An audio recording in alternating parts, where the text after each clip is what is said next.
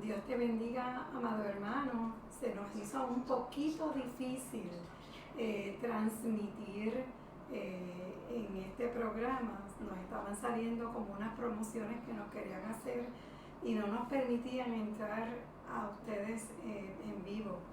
Pero gracias al Señor ya estamos aquí y me gozo de verlos, de saludarlos a todos a través de Facebook.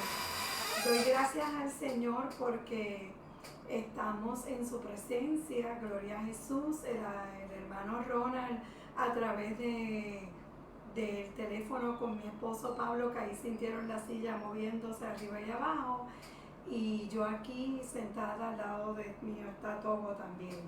Queremos hablar en esta preciosa tarde del Señor, un día en que el mundo dice que Cristo murió y nosotros sabemos que hace muchos años que murió y resucitó, pero quiero volver sobre algo que hace 5 años atrás hablé y era la primera vez que predicaba sobre el tema, y hoy nuevamente quiero volver a hacerlo, y se trata de las últimas 7 palabras de Jesús. He tratado de hacer un compendio de esto porque sabemos que es sumamente largo, y cuando estábamos en iglesia algunas veces cuando se predicaba este tema era inmenso el tiempo que pasábamos allí. La palabra nunca nos molesta, nos encanta, pero ya usted debe de haber almorzado. Así que vamos a orar para comenzar en esta palabra hermosa que el Señor nos ha dado. Y vamos a estar trabajando, no pusimos una cita bíblica en sí porque vamos a estar trabajando con los 3 evangelios sinópticos, entiéndase Mateo, Marcos y Lucas. Vamos a estar trabajando con el Evangelio Universal de Juan y vamos a estar trabajando también con algunas otras citas del Antiguo Testamento. Y pues debemos de tener en mente que cuando vamos a estudiar la pasión de Jesús, hay unas cosas que debemos de estar bien claras en ella, pero vamos ya mismo a eso. Vamos a orar. Padre Santo, Padre bueno, te damos gracias porque en este día podemos entrar a través de Facebook a las casas de nuestros hermanos, Señor, y te pedimos que en cada uno de sus hogares tú pongas tu paz, tú pongas tu gozo y tú pongas, Señor, en ellos la fragancia de tu Espíritu Santo. Como dijimos anteriormente, donde haya enfermedad, pon salud, donde haya tristeza, trae gozo, donde haya quebranto, restaura, Señor. Haz una obra grande en cada uno de mis hermanos en este día. Oh Dios, y permite que la palabra que hablemos hoy trabaje en nuestros corazones y podamos entender aún más el sacrificio de Cristo en la cruz del Calvario y podamos ser aún más agradecidos, Señor. Oramos en el nombre de Jesús, Padre, pidiendo que tu Espíritu Santo acomode lo espiritual a lo espiritual y que seas tú utilizándome como tú quieras, Señor, y tomando el control de esta palabra. En el nombre de Jesús oramos. Amén. Bien, amados, lo que te quiero decir es que el calendario judío, a diferencia del nuestro, que nos dejamos llevar por el calendario romano, tiene solamente 360 días. Eso lo hemos hablado en muchas ocasiones. El nuestro tiene 365 días. Además de eso, ellos empiezan el día de acuerdo a cómo sale el sol y terminan el día de acuerdo a cómo se pone el sol. Sabiendo esto, tenemos que entender que Jesucristo fue llevado preso entre las 5 o las 6 de la mañana y estuvo 3 horas entre Caifás, Pilato, Herodes, golpes, etc. Y cargando su cruz como hasta las 9 de la mañana, que es lo que se conoce como la hora tercera del día, según el calendario judío. A la hora sexta, que sería básicamente como el mediodía, dice la Escritura que hubo tinieblas hasta la hora novena, que sería como a las 3 de la tarde, que se registra como la hora aproximada en que Cristo murió. Y esto concuerda perfectamente, y esto es lo que me llama mucho la atención, porque concuerda con el orden levítico sobre el holocausto. el animal que iba a ser sacrificado en holocausto, gloria al Señor, debía ser colocado a las 9 de la mañana, gloria al Señor, y debía de ser quitado a las 3 de la tarde, gloria a Jesús. Así que entre la hora tercera y la hora novena, al igual que Cristo, este proceso del Levítico sobre el orden del holocausto, Jesús lo cumplió a toda cabalidad. Así que nos recuerda la profecía de Isaías 53, que en el verso 7 dice, y esta palabra es me conmueve tanto: angustiado él y afligido, no abrió su boca. Jesús no abrió su boca para defenderse.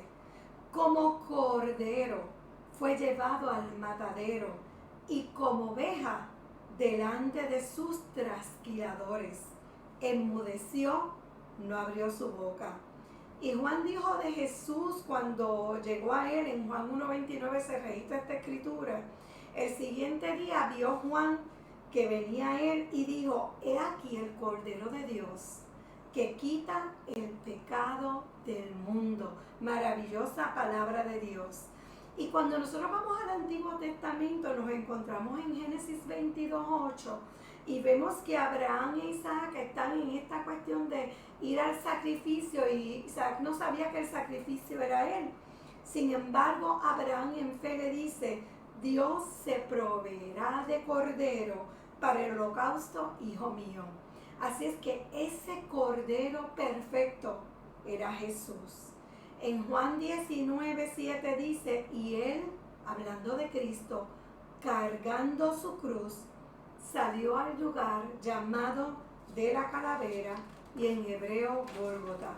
Quiere decir que Jesús cargó su cruz, no solamente la cruz física, sino la cruz del ministerio que tenía, gloria al Señor, donde Juan 1:11 nos dice que a los suyos, que era morir, vino, pero los suyos, que era su pueblo, sus compatriotas, sobre todo aquellos religiosos, no le recibieron. Aquellos de su época no entendieron ese gran amor. Así que comenzamos con la primera palabra de Jesús estando ya en la cruz. Y se registra en Lucas 23, verso 34. Y nos dice así esta escritura, y perdónenme que se me arrugó todo el papelito aquí. Y Jesús decía: Padre, perdónalos porque no saben lo que hacen. Y repartieron entre sí sus vestidos, echando suertes. Cuando tú vas al Salmo 22:18, te dice exactamente lo mismo David. Y David escribe esto entre el 1040 al 960 antes de Cristo. Así que mucho antes de que esto aconteciera, la escritura nos comprueba. Y dice: repartieron entre sí mis vestidos, y sobre mi ropa echaron suerte. La oración siempre fue un elemento bien importante en la vida de Jesús. Había un ciclo continuo de oración. Jesús se apartaba continuamente para hablar con el Señor, para entrar a compartir con el Padre Celestial y luego para compartir con los demás. La mayor parte de sus oraciones era a favor de sus discípulos, a favor de su nación y a favor, oye esto, de los que habríamos de creer en Él, y ahí estamos incluidos tú y yo. Gloria al Señor. Su última oración antes de llegar a la cruz fue en el huerto de Getsemaní. Allí oró por dirección, oró por fortaleza y por hacer la voluntad del Padre. Y la voluntad del Padre era que Él llegara al sacrificio de la cruz. Gloria al Señor. Así es que luego de haber sido acusado falsamente, luego de haberse levantado toda esta ola de gente que hacía una semana atrás le vitoreaban y decían: Hosana al Hijo de David, bendito el que viene en el nombre del Señor. Esa misma multitud que fue agitada por los religiosos de la época de Jesús, entiéndase los fariseos, los saduceos, los escribas, todos ellos fueron los que gritaron: crucifícame. Sin embargo, Jesús no llevó a su corazón todo aquello que le estaban haciendo. No, hermanos. puso en práctica lo que le había enseñado a sus discípulos. Fíjate que en el Sermón del Monte, desde el capítulo 5 del Evangelio de Mateo hasta el capítulo 7, que nos da todo ese Sermón del Monte, por lo menos parte de él, dice en Mateo 6:12, y perdónanos nuestras deudas, como también nosotros perdonamos a nuestros deudores. Jesús le dijo eso a sus seguidores. Este era el momento de él demostrar que él estaba aplicando lo que les pedía a sus seguidores. Perdónalos, estoy en la cruz, a todos estos que me están crucificando, a los religiosos, a los romanos, a todos los demás, perdónalos porque no saben lo que hacen.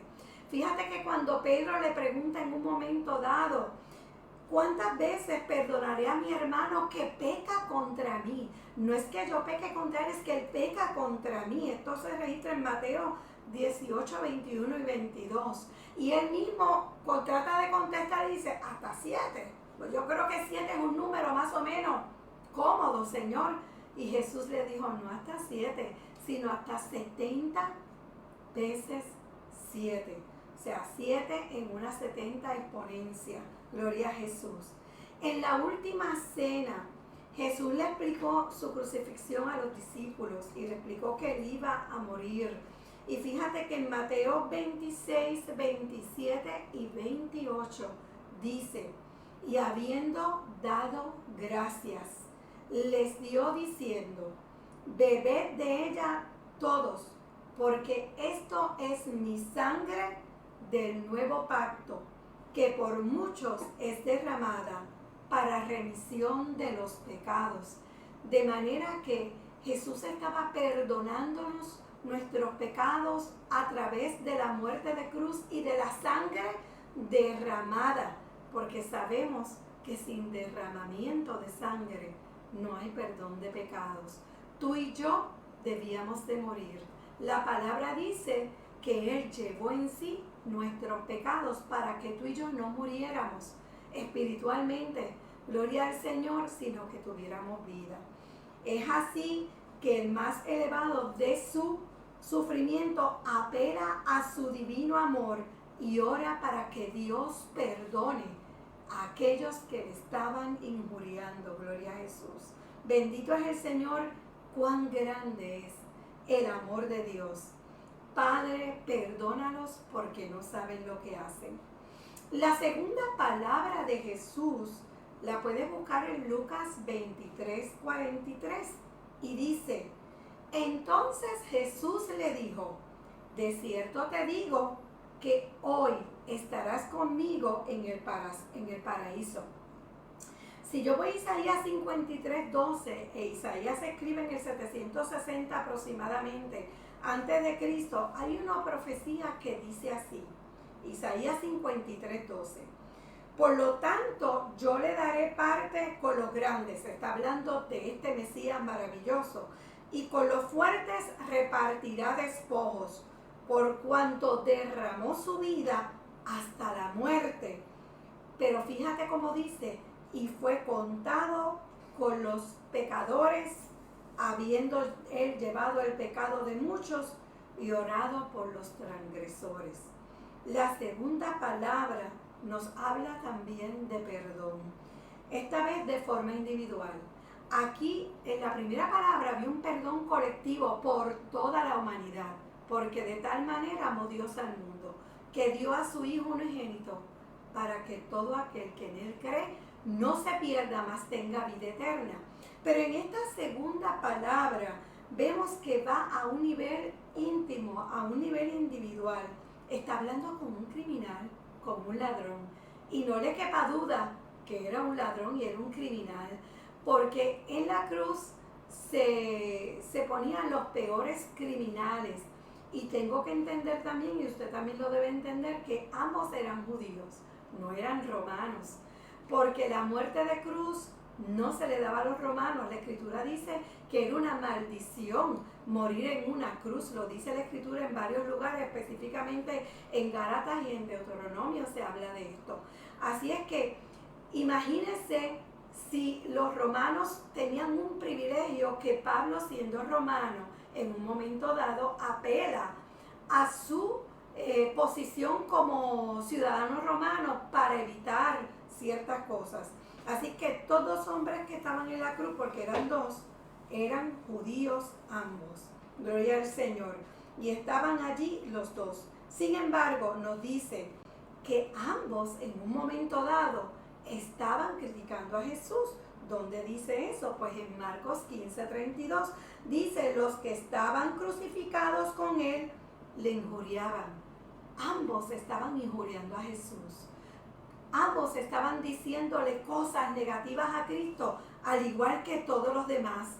Sin embargo, parece que en el transcurso de las horas, según fueron pasando las horas, este hombre, uno de los ladrones que estaba al lado de Jesús, uno de ellos se dio cuenta de, wow, aquí está pasando algo que no es normal, y este hombre no es cualquier hombre. Por eso es que Lucas 23, 39 al 43 dice de la siguiente manera: y uno de los malhechores que estaban colgados le injuriaba. Ya se quedó uno solo injuriándole: si tú eres el Cristo, sálvate a ti mismo y a nosotros.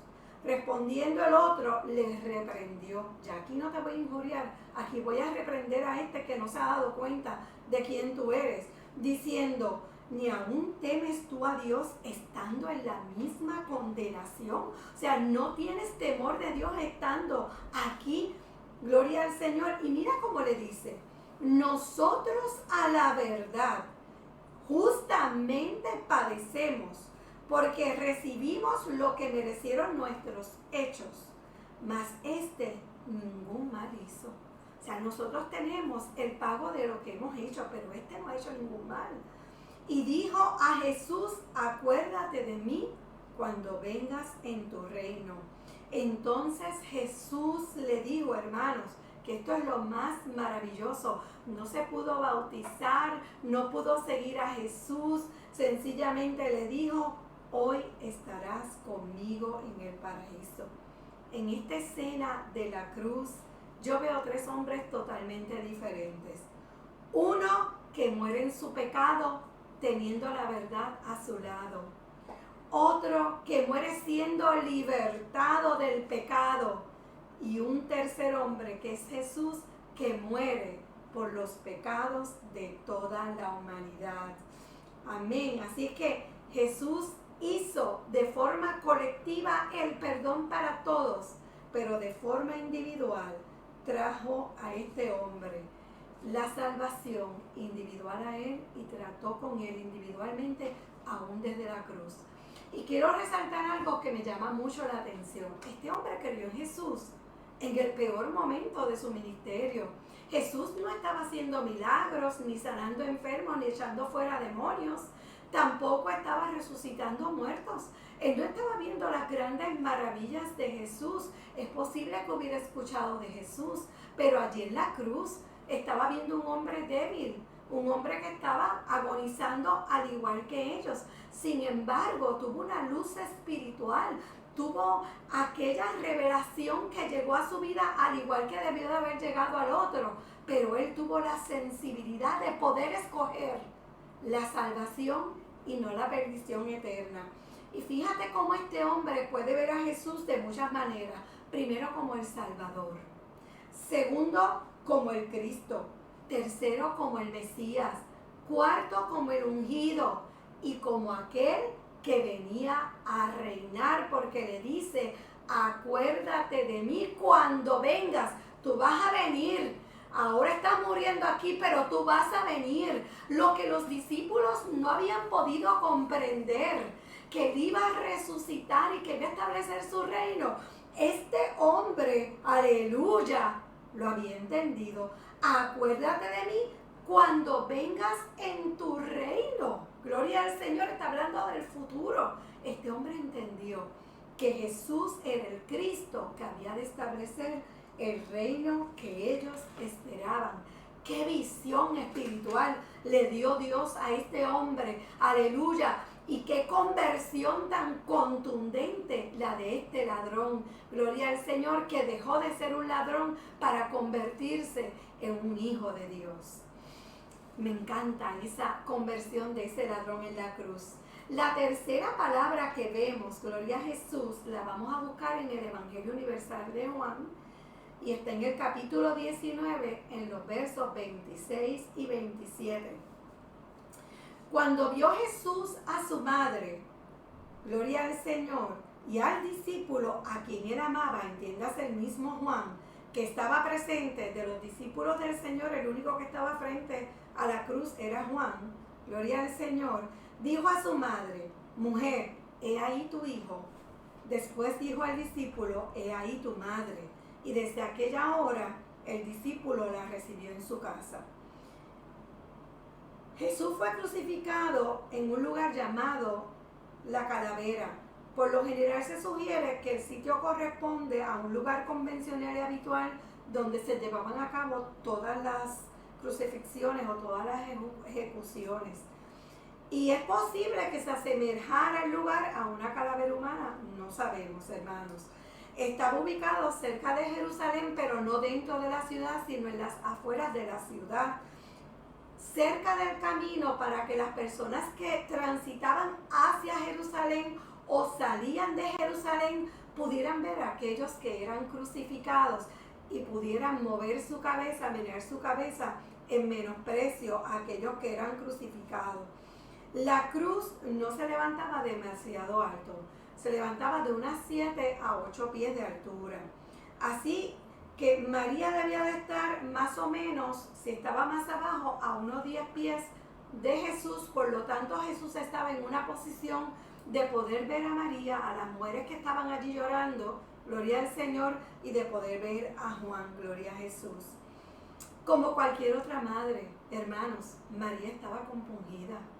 No se trataba de cualquiera, se trataba de Jesús, su primogénito, su primer hijo, que aunque ella guardaba en su corazón todo lo que se hablaba de él, y aunque ella sabía que algún propósito grande de Dios había en este hijo de ella, y aunque ella sabía que no procedía de su voluntad sino de Dios, porque fue injertado por el Espíritu Santo, no dejaba de ser su hijo, hermanos. Y el dolor de aquella mujer ante el cuadro de este hijo crucificado, de este su Salvador crucificado, era enorme. Pero esta tercera palabra de Jesús no tiene que ver en nada con el perdón global ni con el perdón individual. Es una palabra totalmente diferente a las dos primeras.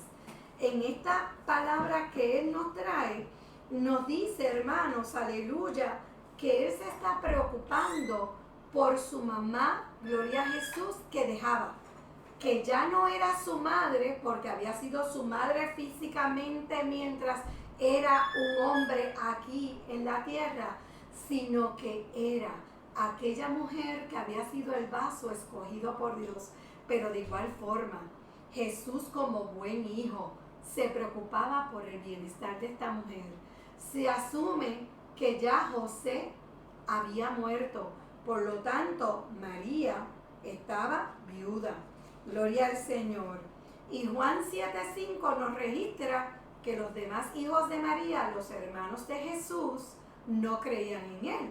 Por lo tanto, Jesús no le iba a dejar a sus hermanos el cuidado de su madre, que sí creía en él, y se le entrega entonces a su discípulo amado, que también eran familia, a Juan. Éxodo 20:12 nos dice: honra a tu padre y a tu madre. O sea, Jesús estaba cumpliendo nuevamente la ley de honrar a aquella mujer que en la tierra era su madre. Por eso le dice: mujer, quiero cumplir contigo, he ahí a tu hijo. Gloria al Señor. Y ahora tú que eres su hijo, vas a ser su hijo, he ahí a tu madre. En 1 Timoteo 5:3 Pablo nos dice que honra a las viudas que en verdad lo son. También estaba honrando a esta mujer que entendemos que había sido viuda. Gloria al Señor. Qué maravilloso es nuestro Señor. En la cruz sufriendo, se preocupaba por todos los que estaban injuriándolo y por los que habíamos de creer. Se preocupó por los ladrones que estaban a su lado y pudo salvar a uno de ellos. pero se preocupaba también por la necesidad de María, aquella mujer que le dio su vientre para nacer, aquella mujer que lo cuidó con mucho amor durante todos los años que lo necesitó, gloria a Jesús, y aquella mujer que seguía continuamente su ministerio. La cuarta palabra que Jesús dice, la vamos a ver en Mateo 27, verso 46. Y dice que cerca de la hora novena, Jesús clamó a gran voz diciendo, Elí, Elí, lama sabactani. Esto es, Dios mío, ¿por qué me has desamparado? Esta profecía se ve en el Salmo 22:1, gloria al Señor, y dice así, Dios mío, ¿por qué me has desamparado? ¿Por qué estás tan lejos de mi salvación y de las palabras de mi clamor? Las primeras 3 palabras las dice cuando aún estaba de día. Pero esta palabra que dice, Dios mío, ¿por qué me has desamparado? Las dice cuando ya el cielo se había oscurecido. Cuando vamos a Marcos 15, verso 33, nos dice que cuando vino la hora sexta, hubo tinieblas sobre toda la tierra hasta la hora novena. O sea que desde la hora sexta, desde el mediodía hasta las 3 de la tarde, estaba totalmente oscuro. El versículo 24 dice que a la hora novena Jesús clamó. Y Mateo nos dice que aproximadamente a la hora novena. O sea que ambos evangelios coinciden al decirnos que casi a la hora novena es que Jesús clama, Dios mío, ¿por qué me has desamparado? Esta cuarta palabra es una palabra también que nos conmueve el corazón. Jesús había estado orando en Getsemaní para tener la fortaleza de enfrentar todo lo que iba a venir. Jesús sabía lo que le esperaba en la cruz del Calvario. Jesús sabía lo que le iban a hacer, cómo lo iban a golpear, cómo lo iban a escupir, cómo lo iban a herir. Aleluya, lo iban a azotar, cómo le iban a poner aquella corona de espinas, cómo lo iban a crucificar.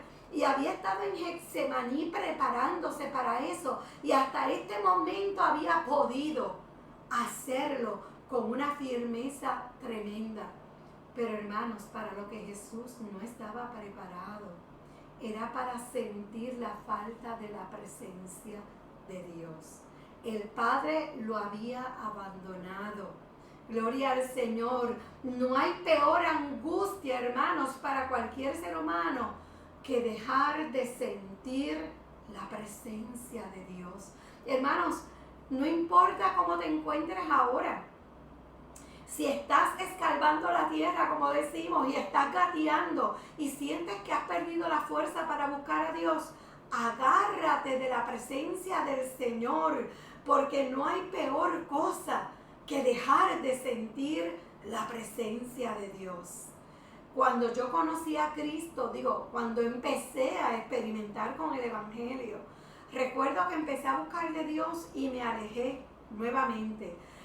La soledad y la angustia que se siente cuando tú dejas a Dios es espantosa. Es una soledad que no tiene igual. Pero en este caso Jesús no había dejado al Padre. El Padre lo había abandonado. ¿Por qué?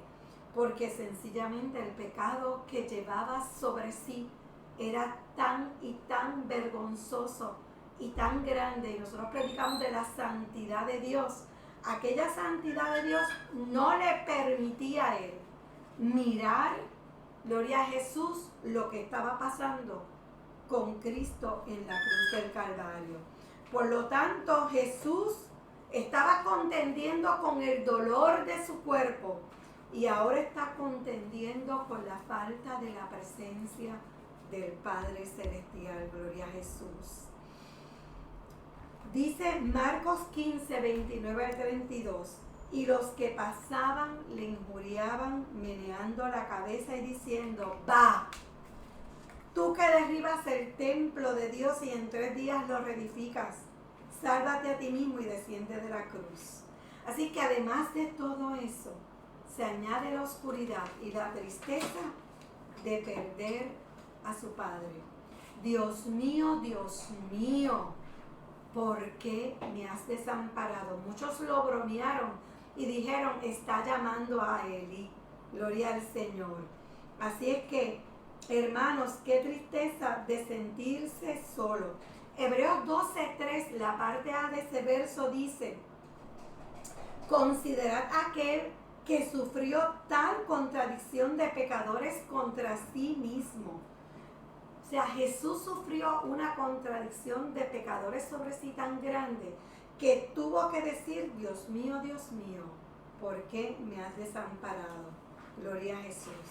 La quinta palabra que Jesús pronuncia está en Juan 19:28 y dice, después de esto, después de sentir esta soledad inmensa, sabiendo Jesús que ya estaba todo consumado, dijo para que la escritura se cumpliese, tengo sed. La profecía nos dice en el Salmo 22:15, como un tiesto se secó mi vigor y mi lengua se pegó a mi paladar y me has puesto en el polvo de la muerte. Y el Salmo 69:21 dice, me pusieron, que también lo escribió David, me pusieron además hiel por comida y en mi sed me dieron a beber vinagre. Fíjate cómo dice el 22:15, que también lo escribe David. Como un tiesto se secó mi vigor y mi lengua se pegó a mi paladar y me has puesto en el polvo de la muerte. O sea, ya Jesús estaba próximo a morir. Se había pegado su lengua a su paladar. Sabemos que aunque Jesús tomó un cuerpo de hombre, era de procedencia divina. Sin embargo, esta quinta palabra nos hace entender que en esta forma humana Jesús estaba expresando un sufrimiento físico, hermanos. Jesús estaba en shock ya.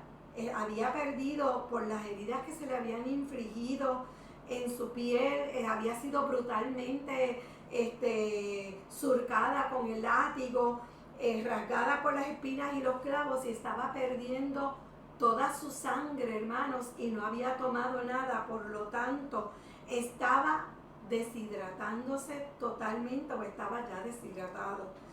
Él había perdido demasiado fluido en la caminata por la ciudad, casi 3 horas hasta el Gólgota, mas estaba colgado en la cruz.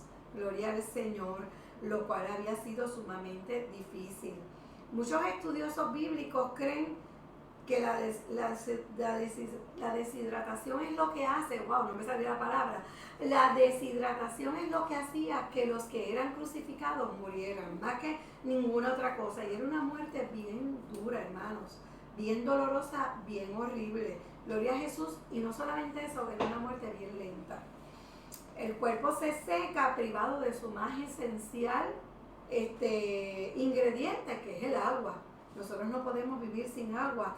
Las funciones comienzan a fallar y los órganos comienzan a apagarse.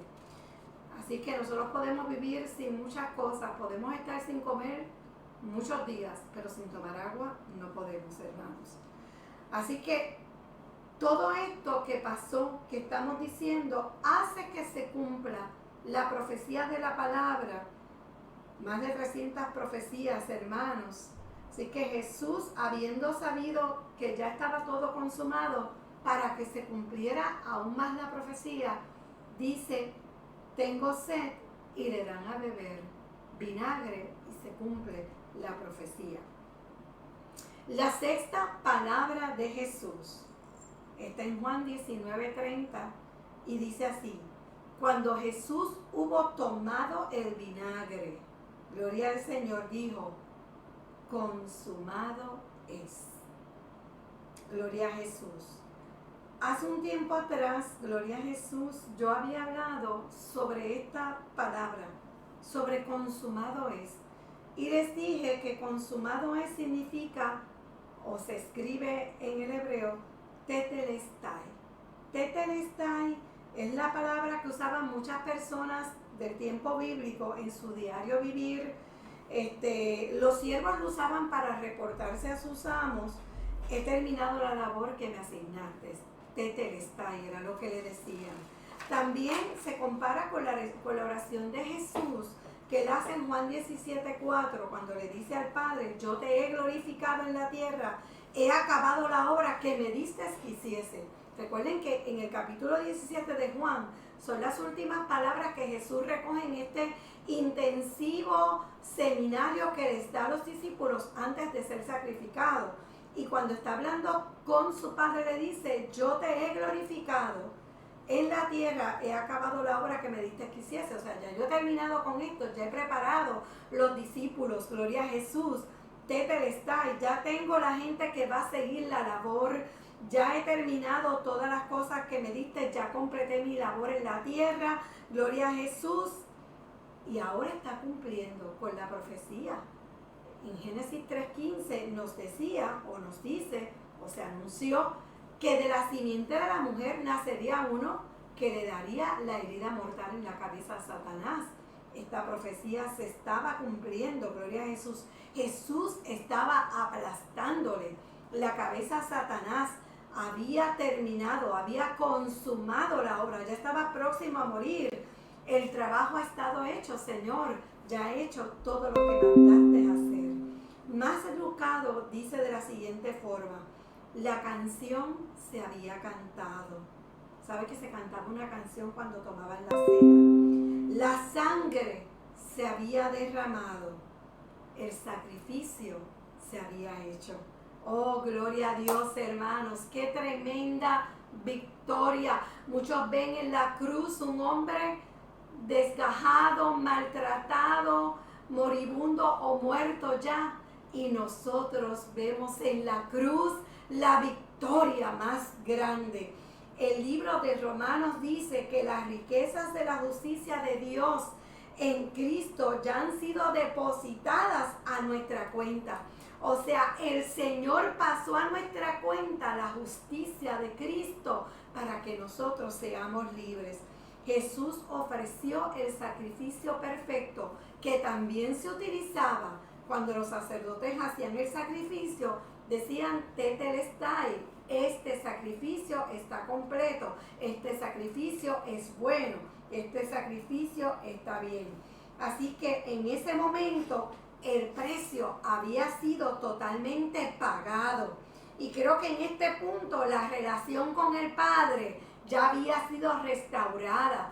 Ya el pecado había sido perdonado, por lo tanto el Padre podía volver a mirar a Jesús y apoyarlo en la entrada final, a completar o completando ya, tetelestai, consumando ya la obra completa. Por eso vemos la séptima palabra en Lucas 23:46. Como ya todo ha sido hecho, como todo ha sido consumado, gloria a Jesús. Mire lo que dice aquí. Entonces Jesús, clamando a gran voz, dijo: Padre, en tus manos encomiendo mi espíritu. Y habiendo dicho esto, expiró. Lucas 23:46. La profecía del Salmo 31:5, escrito por David, dice así: en tu mano encomiendo mi espíritu. Tú me has redimido, oh Jehová, Dios de verdad. Qué maravilloso. Las horas de oscuridad finalmente pasaron para Jesús y la tormenta de tristeza había agotado ya su fuerza, había pasado. Ya al final de la hora novena, la hora de oscuridad de Jesús, ya él estaba seguro en los brazos del Padre, gloria a Jesús, en la seguridad del amor del Padre, gloria a Jesús. Por eso clama: Padre, en tus manos encomiendo mi espíritu. Y habiendo dicho esto, expiró. Aún con su último aliento de vida, Jesús permanece en la sumisión al Padre. Es un reflejo de su total confianza, gloria a Jesús. Anteriormente había dicho un grito de victoria consumado es. Padre, ya estoy listo para irme. Gloria a Jesús. Quiero que vayamos a Lucas 23, 44 al 49, porque esta escena es maravillosa y voy culminando con esto.